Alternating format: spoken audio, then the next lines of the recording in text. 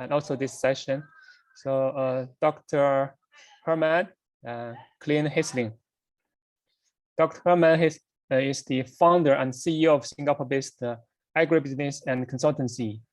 He has a combined executive level international work experience of more than 25 years in multinational environment. Originally an agronomist by training, he has extensive insight and experience in grains, animal nutrients, feed, mining, feeding, livestock R&D, additive development, animal breeding, large-scale multi-species livestock production, in particular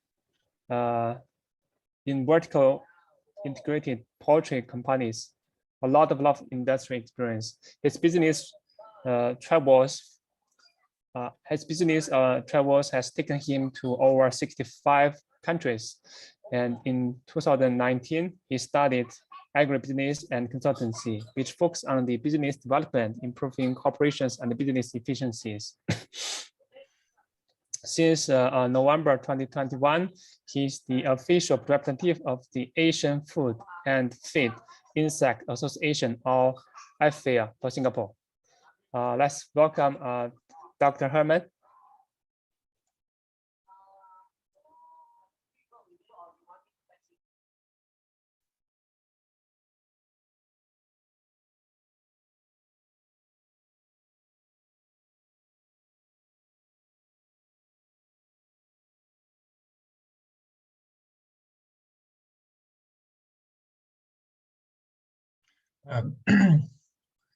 I cannot share the screen. I can see your screen. You are shared already.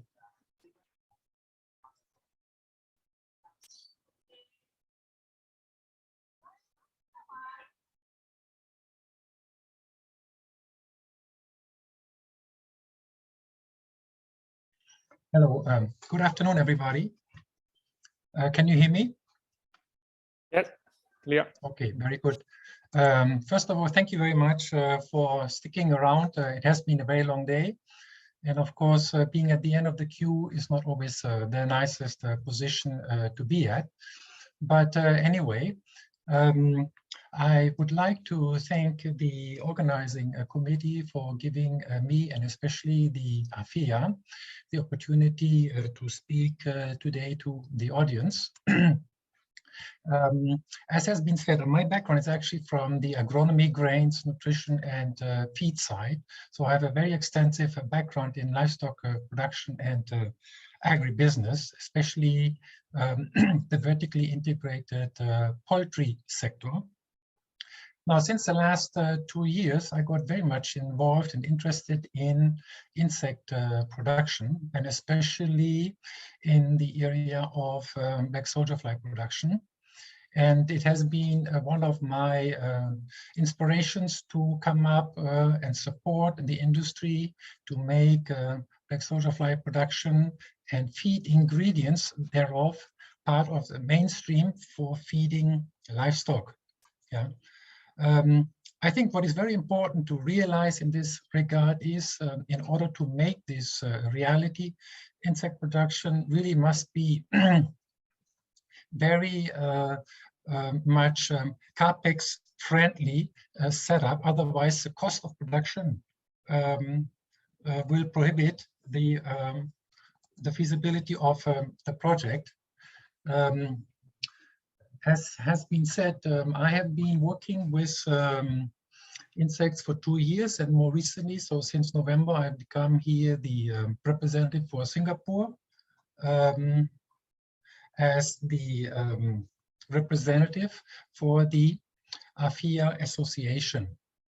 So AFFIA is the Asian Feed and Food Insect Association. It was founded in 2016 and is actually headquartered in Bangkok. One of the main activities and goals is really to bring industry and research stakeholders together to promote an environment of collaboration and to jointly develop a positive image of entomoculture and entomophagy, basically the consumption of insects as food, but also not to forget also as feed. AFFIA is, as I said, is a fairly new organization, is now about 5 years old. We are operating currently in 13 countries, and we have approximately 35 members. This diagram shows a little bit the distribution of the various countries and the activity segments of the various different members. As you can see, we have members focusing on insects as food, and then we have companies focusing on food and feed, and we have companies specifically concentrating on feed. Overall, we are a group of approximately 40 plus companies, plus minus. Of course, obviously, with the situation of COVID and everything, we have also seen some adjustments in this regard. And you can see, especially Thailand is very, very strong, but also Malaysia, and more recently also there's a lot of startup activities in Singapore. I'd like to share with you the recently elected new leadership team, the exec committee of AFFIA. We had our General Assembly meeting in September of this year, and we have now a new fresh team to take charge and drive the association forward. I'd like to also use the opportunity to thank our previous president, Ms. Anne Gouret, for her great dedication and timeless efforts and service for promoting the association. So what are the main goals of the association? Well, the first point is really, first of all, to strengthen the industry. We know that the insect industry has come somewhat of age and will continue to prosper, we think, but the players, it's very important, must collaborate and share knowledge and information. Together, we must promote the benefits, again, of consumption of insects for food and also for feed.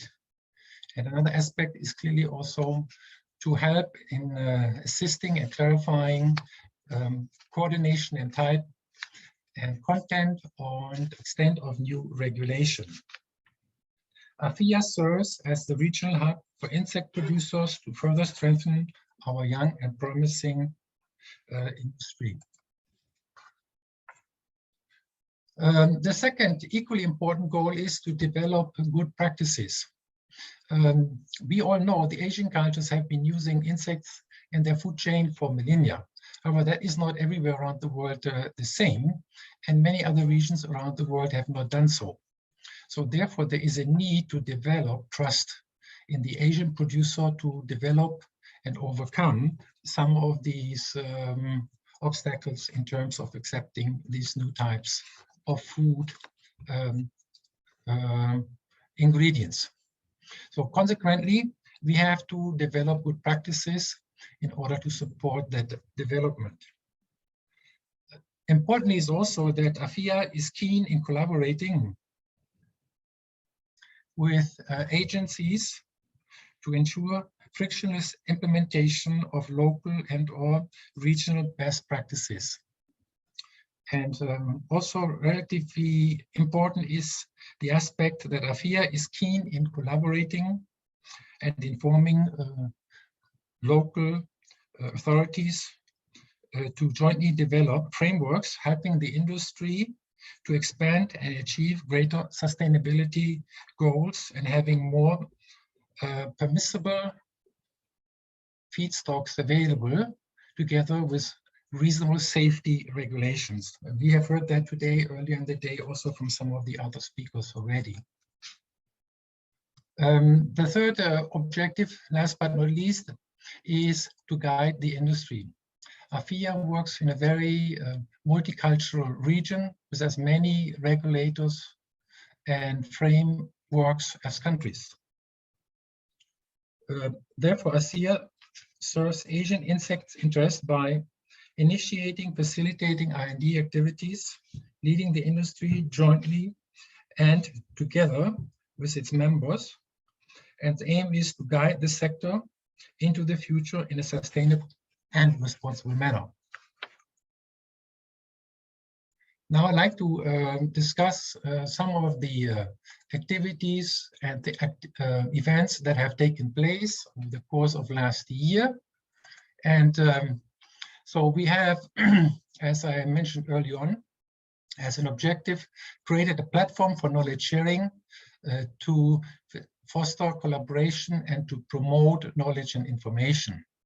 You know, AFFIA has its own newsletter. Actually, it's at least 4 issues per year. And there's a number of projects that the association is engaged in. And we can see here, for example, we had here the WeConnect Net. That was an event in September of this year, where also AFFIA was part of it and had a number of speakers of the association participating in this program. In addition to that, there were also, for example, a couple of webinars that took place. And this one was here in October about the scope of insect meal, for example, in India. Other developments and initiatives is that, of course, we have a lot of interactions among our members.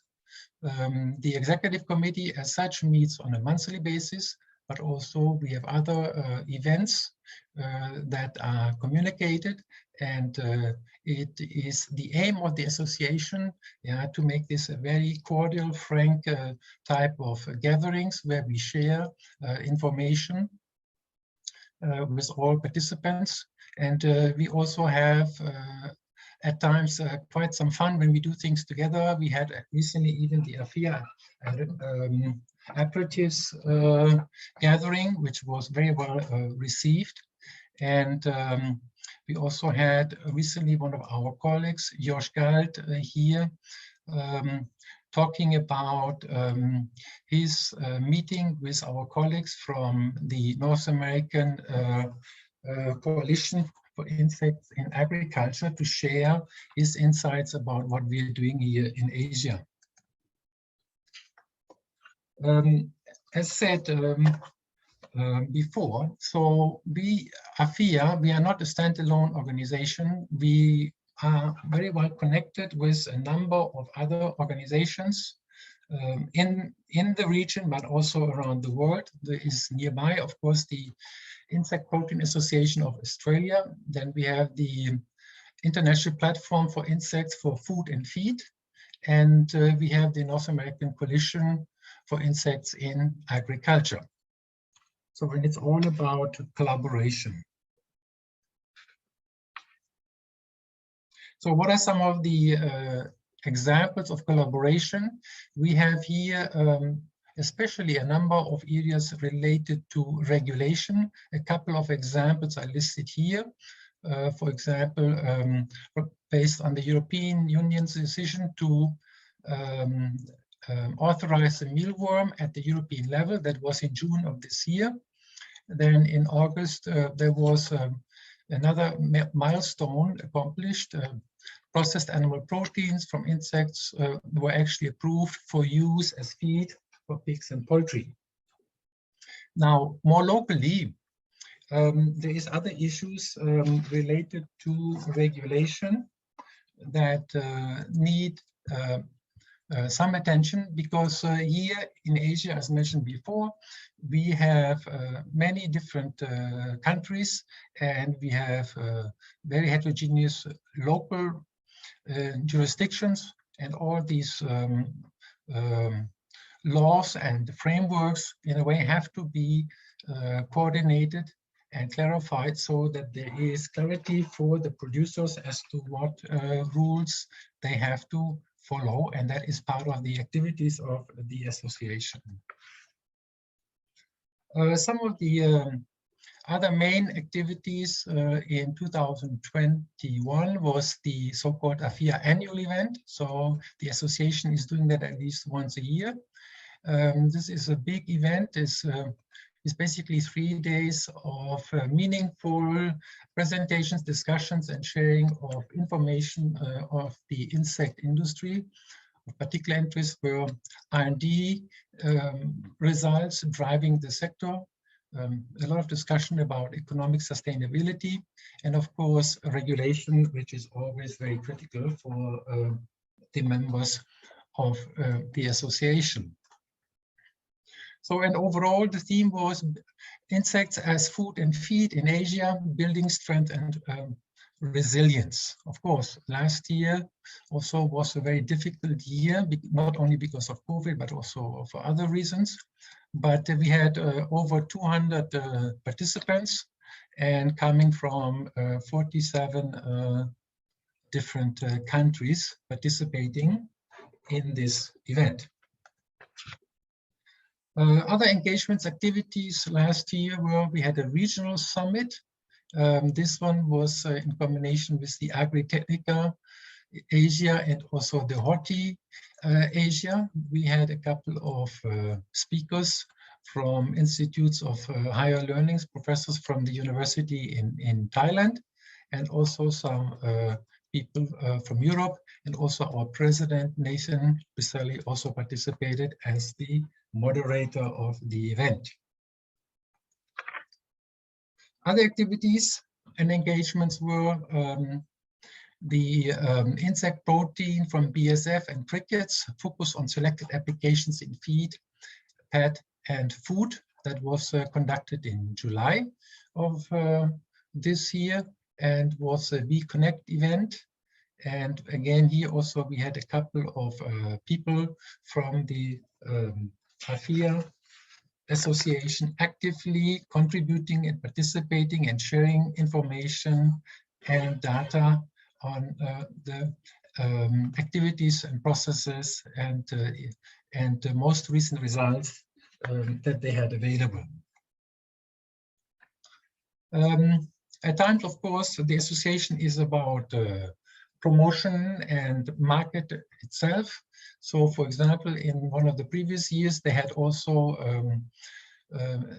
a theme for an event. It was called The Chef and the Bug, and they basically invited a high-level culinary specialist chef and to prepare some dishes and foods made from insects and ingredients from insects that were available to the members. And this was, of course, before the COVID problem. Other activities is also a close working relationship with the Kasitat University and AFFIA in Thailand. Actually, this is quite convenient and suitable because the headquarters for AFFIA is obviously in Bangkok, and so there, because of the close proximity, this is quite practical and very efficient way of working and collaborating and doing R&D and activities together.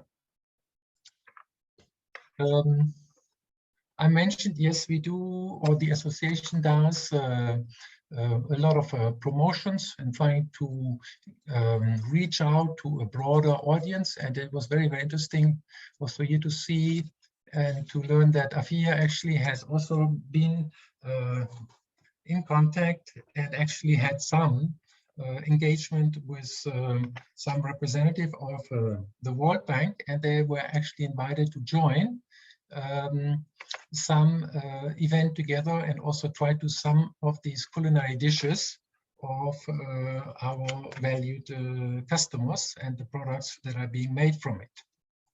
So all in all, very, very active group of members. And beyond that, what else is AFFIA offering? AFFIA is attempting to inform its members, besides its regular newsletters, but also updates through WhatsApp and through email, yeah, and to keep the members informed about upcoming events, and simply to provide opportunities and moments for discussion and learn together. And AFFIA is also very proud to have a number of other platforms that it is collaborating with. And again, here are some of those listed here: the International Lab, the Kazakh University, yeah, and there were activities earlier on in the year where AFFIA did actually participate. So AFFIA membership, for whom? We have basically companies and organizations that are directly involved in the insect or food sector. We also welcome academics, Center of Higher Learnings, research institutes, consultants, but also specialists, investors, banks, etc., that have an interest and want to learn and understand more about the insect industry.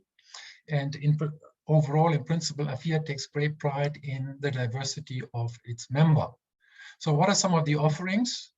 The members will get access to up-to-date information on the industry, progress and developments, also insights into related regional and global regulations. That is always very critical.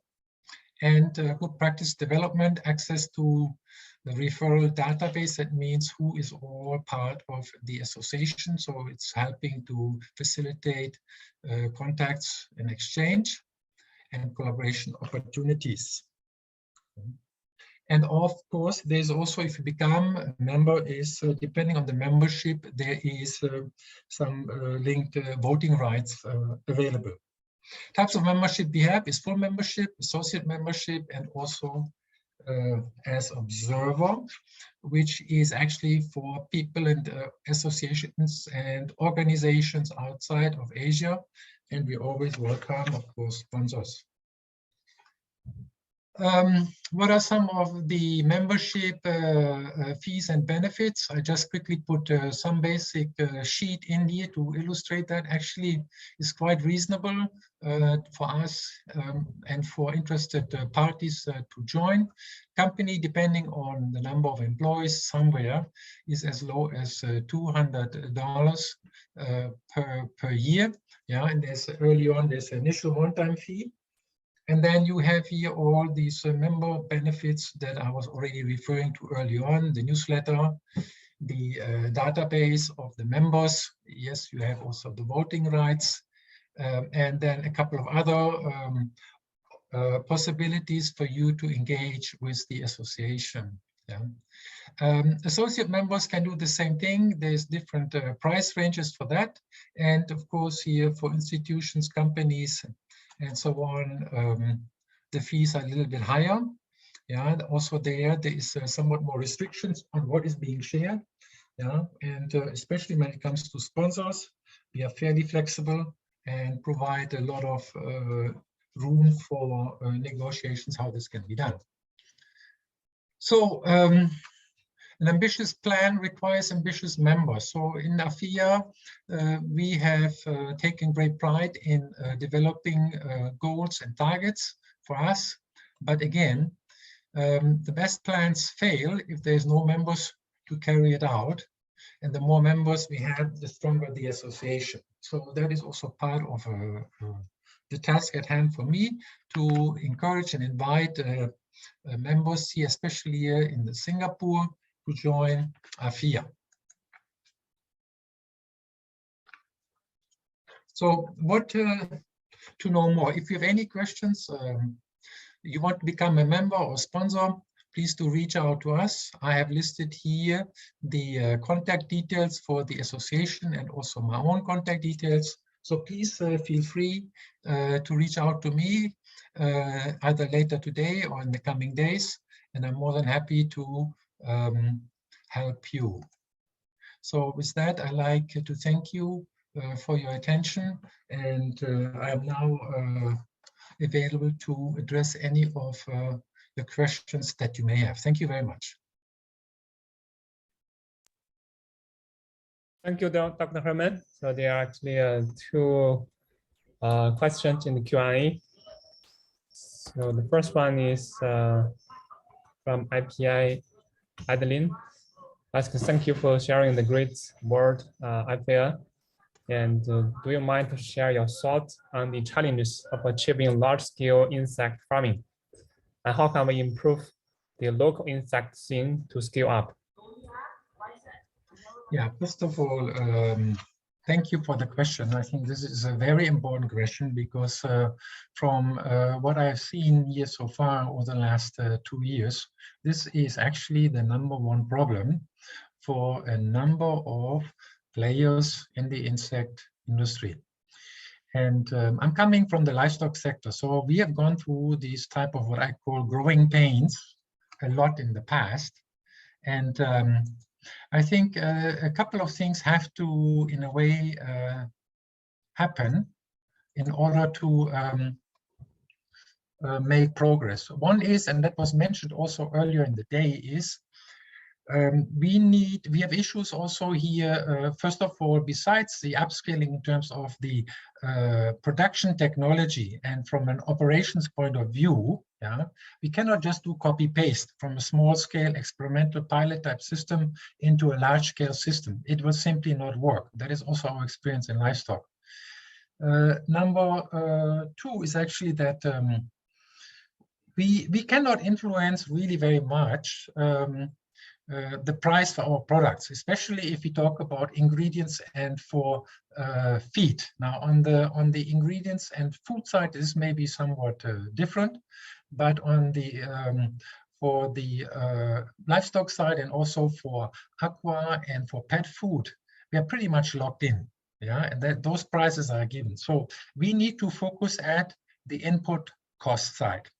And that is something that is very, very critical. And we see everywhere, this is every time is 60–70% of total production cost. Depending on how CapEx intense you have your operations system, that is your main cost contributor. So it is very, very critical that the sector finds quality, consistent feedstocks and in high volume. Because also there is a volume component to this whole sector. In order to become profitable, we need to go to much higher volumes of production. And that cannot be done when the feedstock is too variable, yeah, and too inconsistent. And that is also why I think this event and this meeting is very good, because we talked a lot also about fermentation and some of the organic waste streams that are being used there. As has been said by several speakers, with the fermentation, we tend to, let's say, extract and valorize certain components, but they still remaining substrate that still has high nutritional value. And this can also be utilized by the insect sector. Yeah, and there is a big opportunity, but also at the same time a big need to coordinate this very carefully. And then also, as we heard today, also repeatedly, that we avoid extensive transportation distances and issues with unnecessary drying of product and so on, which is all cost driving and is also very negative for the environment and the sustainability concept. So I hope that addresses a little bit the scope of that question.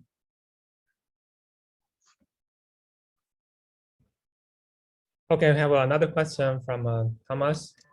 Thomas asks, is there some partnership with gastronomic restaurants or cooking class in Western countries to promote insect in food and citizen opinion? Second question. They have the same, yes, there is some players and some they operate, but the issues are the same, just like is here also in Asia and in Singapore. is that you get an extremely heterogeneous mix of feedstock. There is a lot of, let's say, contamination that is not, let's say, besides pathogenic components, there could potentially adulterations and contaminations with E. coli, salmonella, and other things. That is one thing. But the other bigger issue is, of course, plastics and other things that are simply part of this mix that cannot readily be used as a feedstock. And then you have major issues in determining the nutritive value of this feedstock. And like in any other livestock also, the larvae, while they can eat almost anything, they don't thrive on changing the diet every day. So they also, in order to get good growth, good bioconversion, good livabilities, you need to feed quality organic feedstock. Yeah, so we should not forget that. So there is major complications. And I know also here for Singapore now, the authorities also trying to implement some new strategies going forward to get to a better type of sorting of waste, also of food waste and so on, to get a better handle on this situation. But a lot of the players actually, they use pre-consumer waste because it is consistent, has traceability, yeah, and is fairly safe also to use and gives a much better product quality. That is the other thing. The composition in terms of protein, fat, and so on in the larvae later on is strongly influenced with what we feed.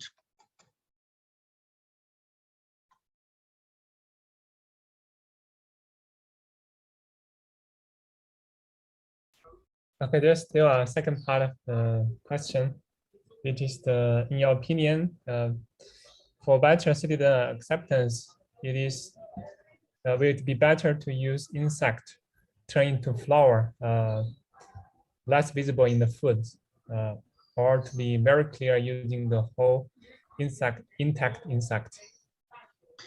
Yeah, okay, that's also a very interesting question. Of course, culture and experience and culinary, let's say, habits and expectations, of course, play a role. I think the sector and the industry has to think about what is the best, the most effective way to promote, yeah, let's say, the introduction of these type of let's say, ingredients also into the day-to-day foods of ordinary consumers that are not really used to consume insects as such. Yeah, so you can, in a way, try different strategies, and I think that's probably the best way to do it, because I think it's not so easy to predict what actually will work best at any given point in time, and also for geographic location and culture. So I think that is part of the marketing exercise and how best to position and to present these products. But we certainly from the association have a strong interest in supporting this type of initiatives.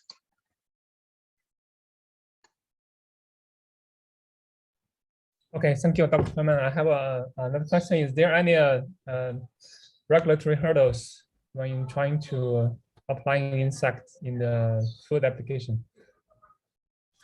Yes, of course there is, and of course this varies geographically by region, whether you're in Europe, US, or here in Asia, because we have different jurisdictions responsible for this. And of course, let's say human food safety, of course, also is a very, very significant factor. We have had some cases and incidences in the past, the BSE or the mad cow problem. Some of you, I'm sure, will still remember. Yeah, so that created a lot of issues. It took almost now 30 years by the European Union actually to, in a way, go back and allow raw materials or ingredients of animal origin to be fed again to livestock. yes, regulation is everywhere, and that is especially for Asia is rather complex because we have so many countries, and every country has somewhat its own regulation, and so we need to have also good local, in a way, representation to stay close and work with the local authorities on shaping and drafting most suitable and reasonable regulations. Because I think it's also very important, if we over-regulate, then this will be a major hindrance factor for the sector to really grow big. And fundamentally, I think insect production, especially also for feed, if we really talk about sustainability, and our aim also is really sustainability, then we need to get more access to feedstocks, that we can utilize, and everything has to be in a way in a pragmatic framework that is not too costly and is not too bureaucratic, but yet still fulfills a requirement and the duties of the regulatory authorities, and that is food safety and the safety of the consumer. Okay, just following up, that is the insect considered as the halal or non-halal food? That is an excellent question. Actually, right now, I cannot even answer that because I have not really looked into that. So I have not really detailed information, so I don't want to say anything wrong. So I cannot answer that question at this point in time, but I'm willing and more than happy also to follow up. And if the person that posted this question would like to get in touch with me, please do so. I'm more than happy to follow up on this topic with him or her. Sure. Okay. We'll contact you. Yeah. In the future. Yeah. Anyone from audience still have questions? You can raise your hand and just speak.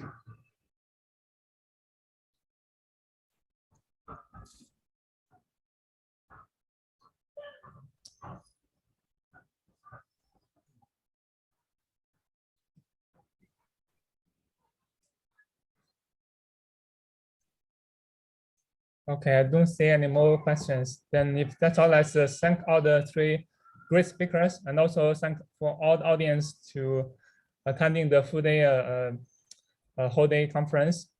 Now I pass back to Dr. Anli. Okay, okay, so that's the end of today's presentation, and thank to all the speakers and the session chairs. Okay, so tomorrow's session will start at 9 o'clock. 9. Okay, it's a half hour earlier than today. Please, be there by 9. For session chairs and speakers, please be there by 8:50. Yeah. Okay, thank you very much for your attention, for your sharing, and I look forward to meeting you again online tomorrow. Bye-bye. Thank you. Bye. Okay, thank you. Bye. Thank you. Bye. Bye.